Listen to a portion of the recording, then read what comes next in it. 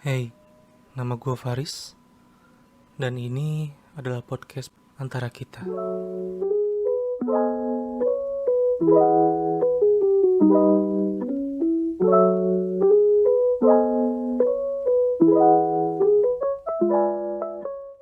Kalau misalnya dipikir-pikir gitu kan, ada September ceria, ada September wake me up when September ends gitu kan. Sebenarnya ada apa sih sama September gitu loh? Ya, September itu sebelum Oktober, Pak. Setelah Agustus. Iya. Jadi dia kejepit antara Agustus dan Oktober, Pak. Juli juga kalau gitu kejepit di antara Juni dengan Agustus dong. Tapi dia Enggak, nggak Juli bersaudara dengan Juni, makanya mereka cuma beda satu huruf. Lalu dia apa hubungannya dengan Agustus? Hah? Hubungannya Sama-sama bulan, Pak. sama-sama bulan. Gak jelas aja. Jadi sebenarnya September cerita ini itu tema yang kita ambil terinspirasi dari biasanya tuh kalau misalnya di TV-TV gitu ya. Kalau misalnya zaman dulu, nggak tahu sih zaman sekarang masih ada apa nggak sih? Itu kalau iklan pasti selalu lagunya September ceria gitu kan. Oh iya. Itu selalu ada tuh. Jadi TV-TV itu emang selalu menggaung-gaungkan bahwa bulan September itu ceria. Padahal apakah benar September itu seceria itu kah gitu? Enggak juga. Kalau pengalaman lu gimana? Apakah selama ini September ceria? Enggak juga sih, Pak. Kayak misalnya tahun lalu. Itu kan tahun lalu itu apa ya? Salah satu pengalaman yang enggak ceria yang pasti sih, karena gue kena COVID kan waktu itu. Kenapa enggak cerianya? Ya kena COVID-nya itu gue ada comorbid.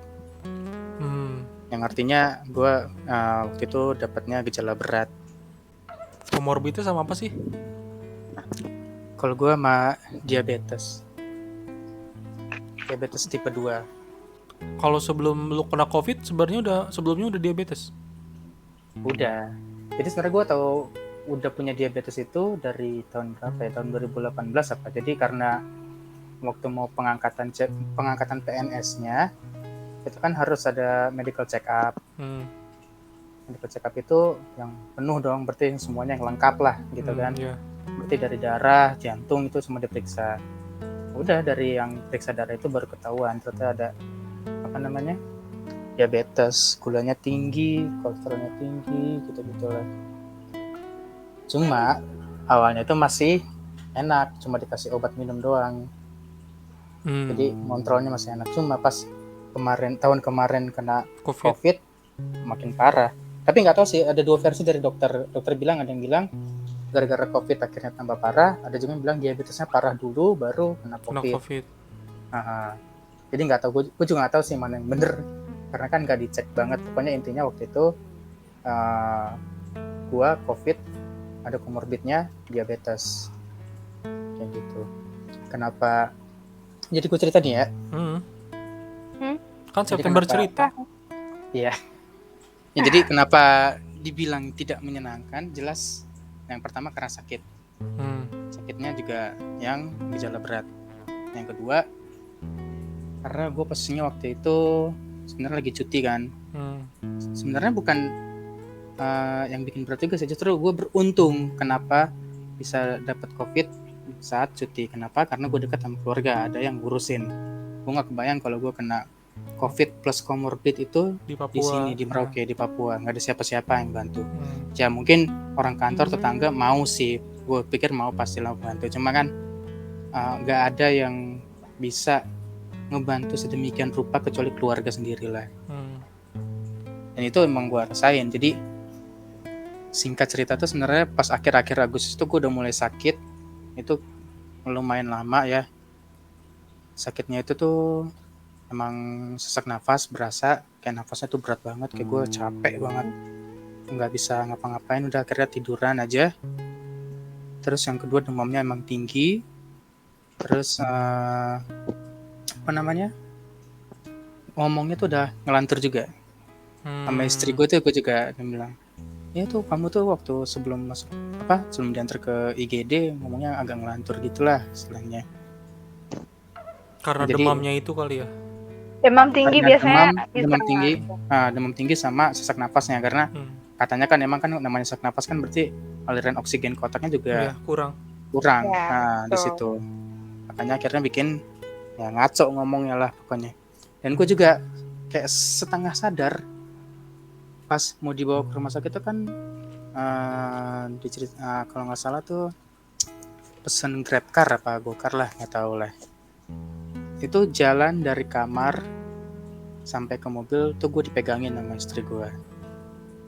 Gue pun kayak nunduk banget, kayak lemes, agak susah jalannya itu gue agak ingat. Cuma kayak mobilnya apa, terus kayak gue di mobil kayak ngelihat keluar juga kayak nggak ingat gitu loh, kayak samar-samar gitu lah.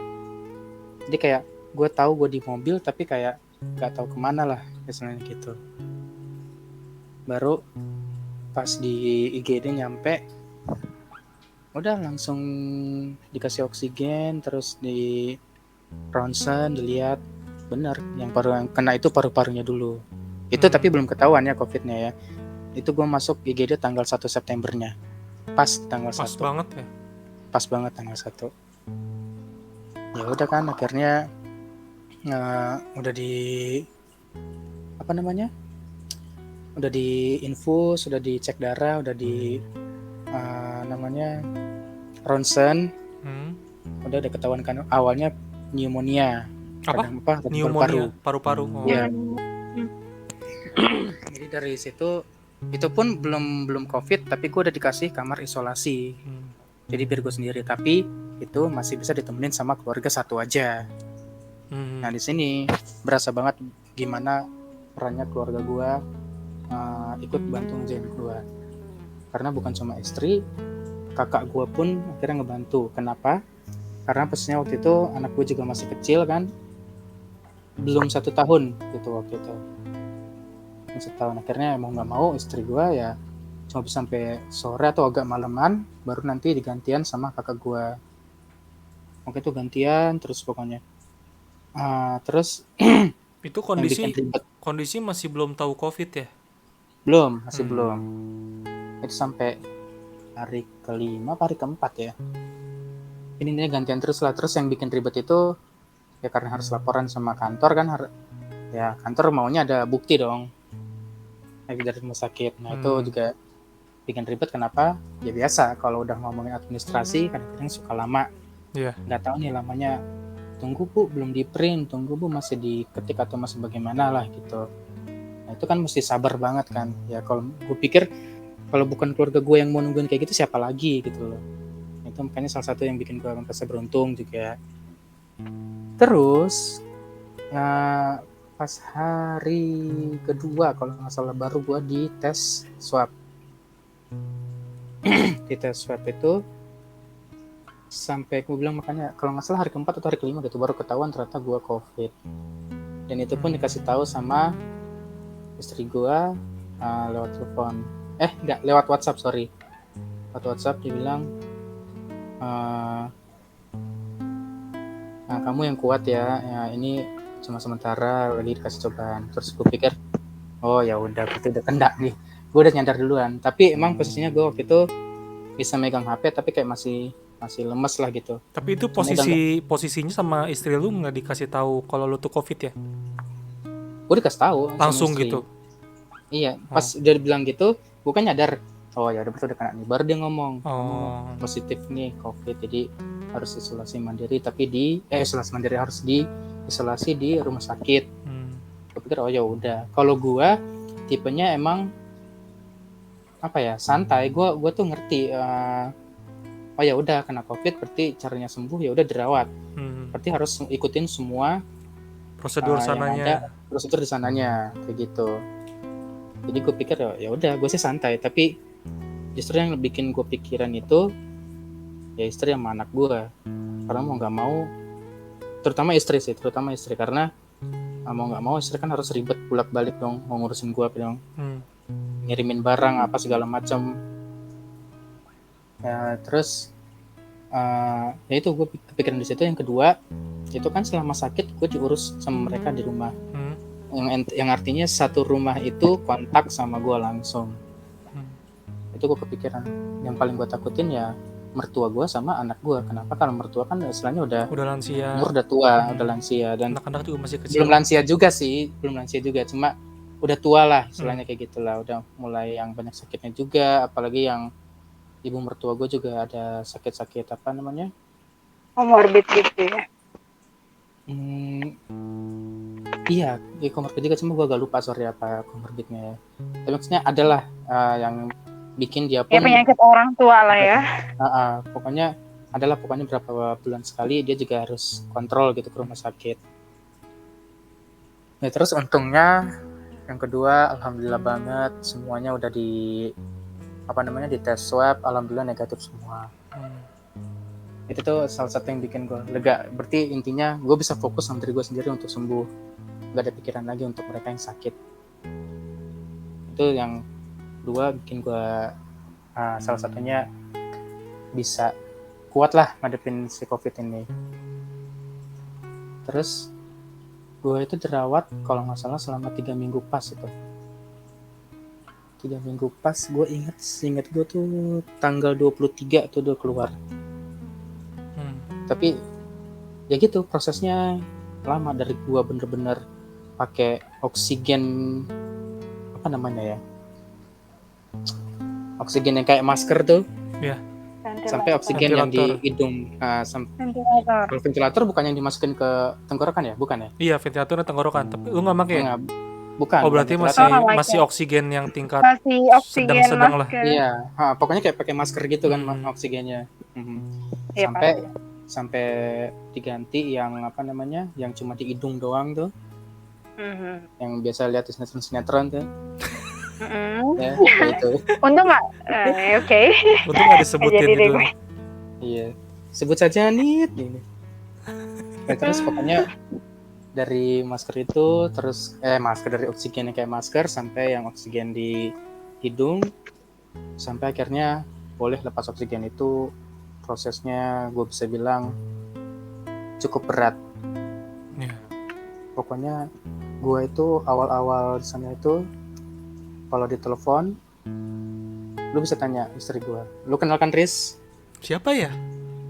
Itu loh, Cinta Janet. Kayaknya nanti harus diundang istri lu. Nanti istri lu harus diundang kayaknya. Bisa diatur kalau ada bayarannya. Kita aja nggak dibayar, anjir. Iya, terus sampai mana kan gue lupa lagi tuh. Sampai istri lu minta bayaran. Bukan. Oh, bukan. Ya, sampai lepas oksigen. Lepas oksigen. Ya, gue ngerti sih perasaan rasanya kayak apa, gue tahu. Lanjutkan. Ya, jadi parahnya itu yang di awal-awal itu kayak pas saat apa namanya kurang oksigen, sesak nafas, itu bikin suara gue hampir hilang. Gue susah banget buat ngomong. Iya. Buat keluar satu kata pun itu susah. Langsung batuk ya Pak biasanya. Batuk. Ya, iya kan. Baru 1-2 kata ngomong batuk ya. Jadi kayak ya narik oksigennya tuh susah gitu. Makanya iya. Pakai oksigen yang di masker itu kan. Kayaknya karena sebelumnya udah terbiasa pakai oksigen dari mesin kali ya. Jadi ketika dikurangin dikit-dikit jadi kayak harus menyesuaikan ulang lagi. Kan gue nggak pakai oksigen aja begitu. Emang gitu orang sesak nafas, pokoknya bikin ngomong ngelantur, kalau parah ya sama suaranya hampir hilang. Iya. Itu recovery-nya sebulan loh gue kayak gitu. Iya, apalagi dia. Dan posisinya gue sama sekali nggak boleh turun dari kasur selama 3 minggu. Lu bayangin. Itu di rumah sakit apa setelah udah pulang ke rumah? Di rumah sakit. Oh, di rumah sakit. Iya.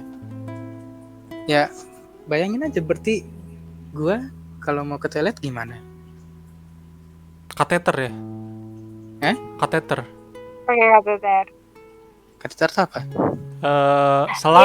Selang dimasukkan ke dalam pisang. Pisang Raja, pisang Ambon. Gawat dulu deh. Ya. Enggak. Gua enggak kayak gitu. Gua Nggak kateter.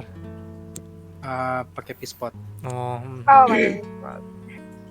Nah, ini agak sedikit jorok. jorok ya, tapi maksudnya gue pikir perlu disampaikan kenapa, biar pada tahu kalau misalnya ya ini tuh emang penyakit berbahaya. Jadi ya kalau emang misalnya parah, ya kayak gue nggak boleh turun sama sekali dari kasur.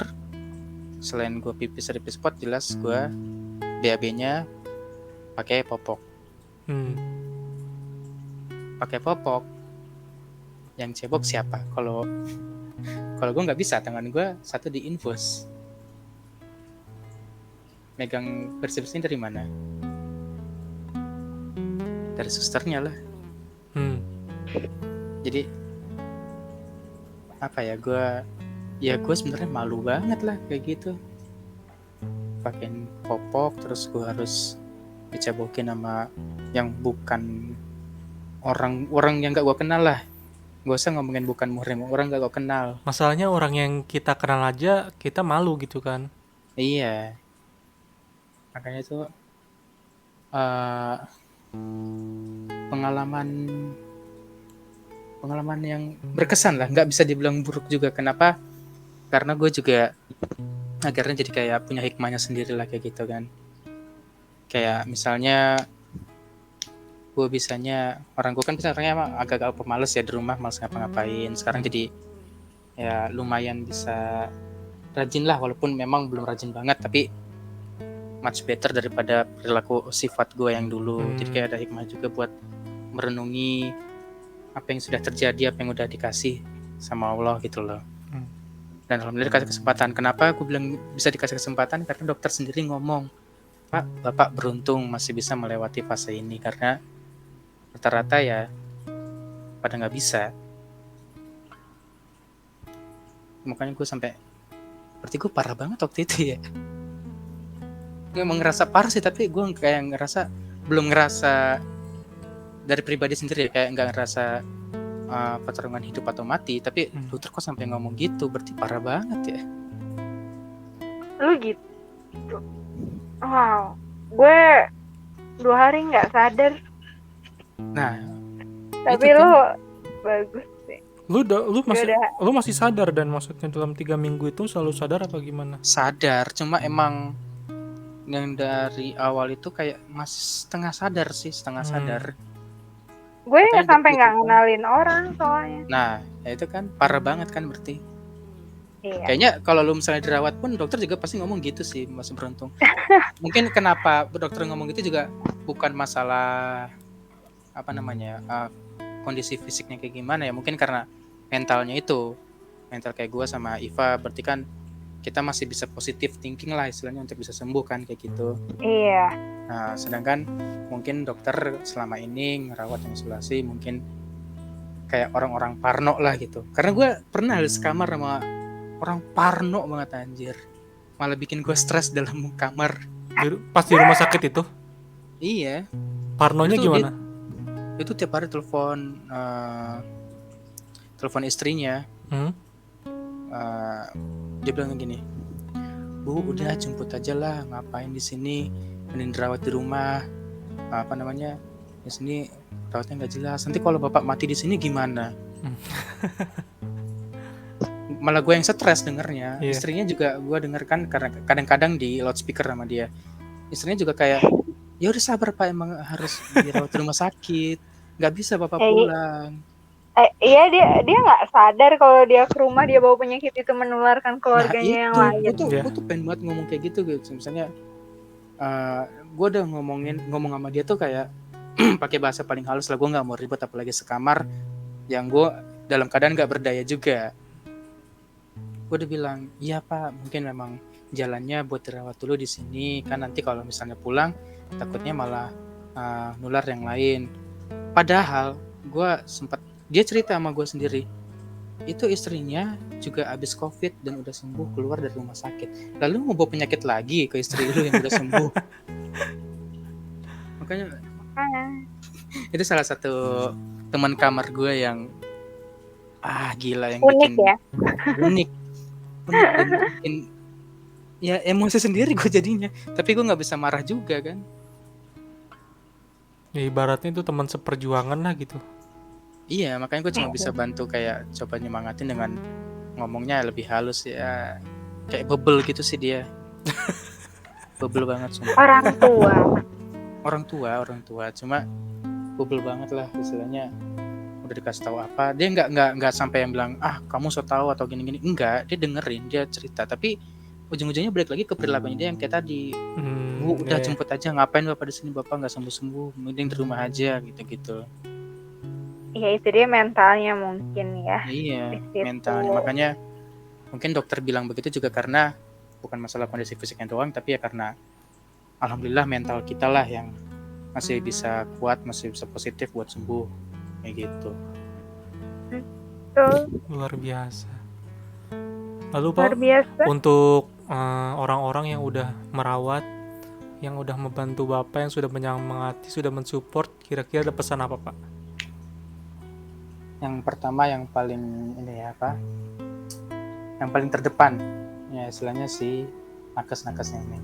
Kenapa gue kagum mereka itu jelas mentalnya harus kuat. Itu mereka pakai APD, gue tanya setiap shift itu minimal berapa ya, 6 jam apa setengah hari atau gimana gitu, tapi intinya mereka nggak boleh pipis, nggak boleh BAB, nggak boleh makan, nggak boleh minum.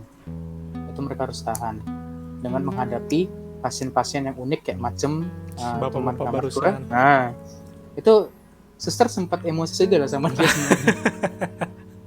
Yang kedua jelas yang paling penting keluarga gue sih, terutama istri. Kenapa? Kayak gue bilang tadi, istri itu jadi terbagi dua, harus banget ngurusin keperluan gue juga di rumah sakit. Terus yang kedua dia harus ngurusin juga anak di rumah.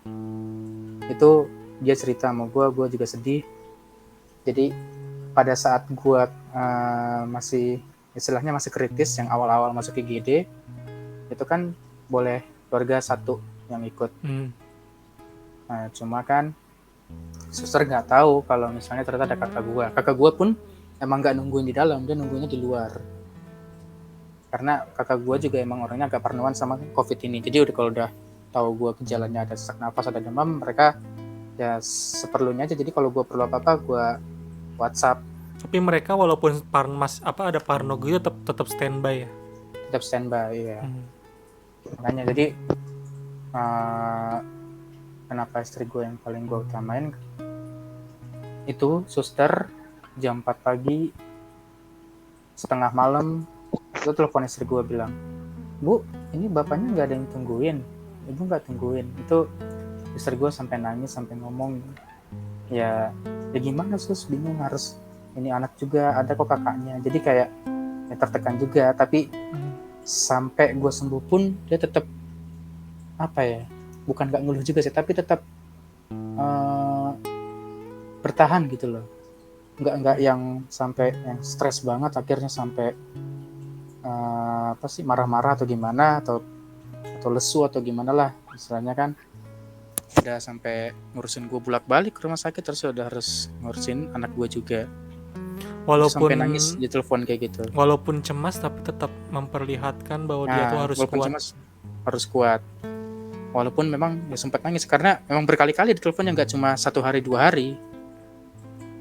Itu kan gue sampai 5 hari ya, 4 atau 5 hari lah pokoknya gue setiap hari di telepon bilang, Bu, ini bapak nggak ada yang jaga gini, karena emang suster juga nggak tahu kan kalau kakak gue ada di luar, gitulah.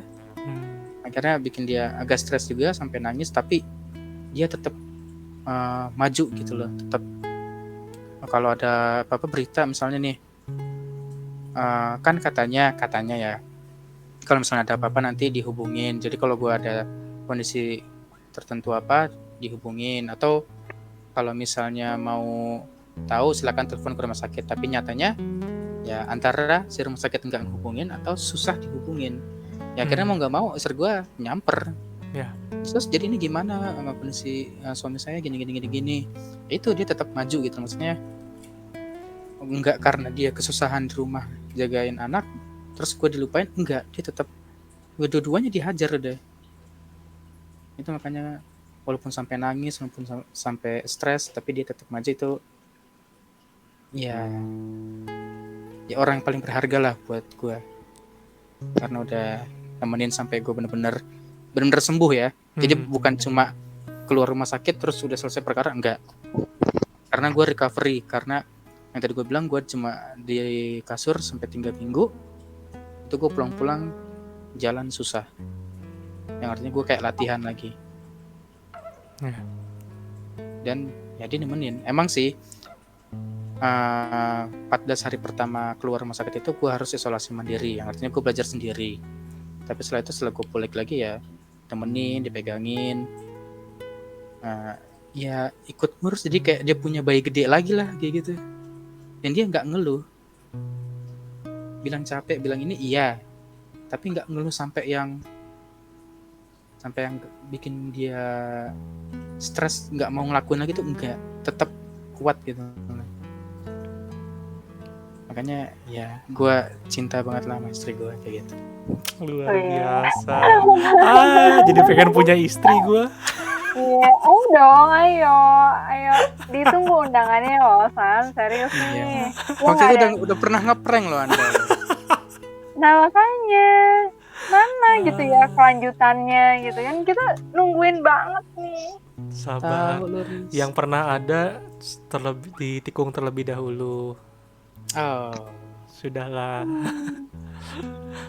Wah, ini kita niatnya awalnya itu September cerita ini isinya itu random ya. Tapi ternyata kita mendapatkan kisah yang luar biasa dari Dandi ini, dari Bapak Dandi. Wah, gila, keren abis. Pengalaman hidup, Pak. Iya, pengalaman hidup. Yes, pengalaman hidup itu tidak bisa untuk dibeli, tapi bisa untuk dibagi untuk menjadi pengalaman orang lain. Betul, itu jadi pelajaran untuk kita. Yes. Emang guru terbaik itu emang pengalaman. That's right. Itulah kenapa dibuat channel YouTube Antara Kita.